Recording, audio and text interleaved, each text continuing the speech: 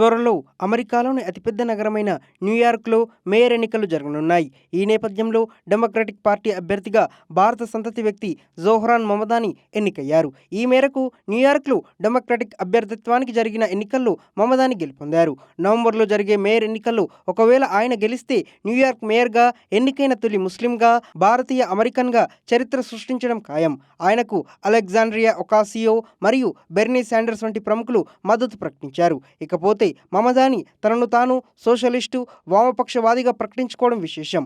పెట్టుబడిదారుల స్వర్గధామమైన అమెరికాలో, అది కూడా క్యాపిటలిస్టులు అధికంగా ఉండే న్యూయార్క్ నగరంలో సోషలిస్టు వ్యక్తి మేయర్ ఎన్నికల అభ్యర్థిత్వంలో గెలవడం చాలా ప్రత్యేకం. ఇకపోతే ఆయన తన ఎన్నికల హామీలను ప్రకటించారు. ప్రపంచంలోనే అత్యంత సంపన్న నగరమైన న్యూయార్క్లో ప్రజలకు ఉచిత బస్సు ప్రయాణ సదుపాయం కల్పిస్తారని మమదాని హామీ ఇచ్చారు. ఈ పథకం తెలుగువారికి సుపరిచితమే. అలాగే నగరంలోని ప్రజలకు నాణ్యమైన వైద్యాన్ని అందుబాటులోకి తేవడం, ప్రభుత్వ పాఠశాలలకు నిధులు పెంచడం, అందరికీ విద్యా అవకాశాలను సమానం చేయడం, అద్దె నియంత్రణను బలోపేతం చేయడం, అద్దెదారుల హక్కులను రక్షించడం వంటివి ఆయన ప్రకటించిన కీలక హామీలు. ఇకపోతే ఈ పథకాల అమలుకు నిధుల కోసం అత్యంత సంపన్న 1% ప్రజలపై 2% పన్నులను అధికంగా విధిస్తానని ప్రకటించారు. అయితే సోషలిస్టులపై డొనాల్డ్ ట్రంప్ గతంలో తీవ్ర ఆరోపణలు చేశారు. వారు వామపక్ష అతివాదులని, వారు అమెరికాకు చాలా పెద్ద ప్రమాదమని పలుమార్లు హెచ్చరించారు.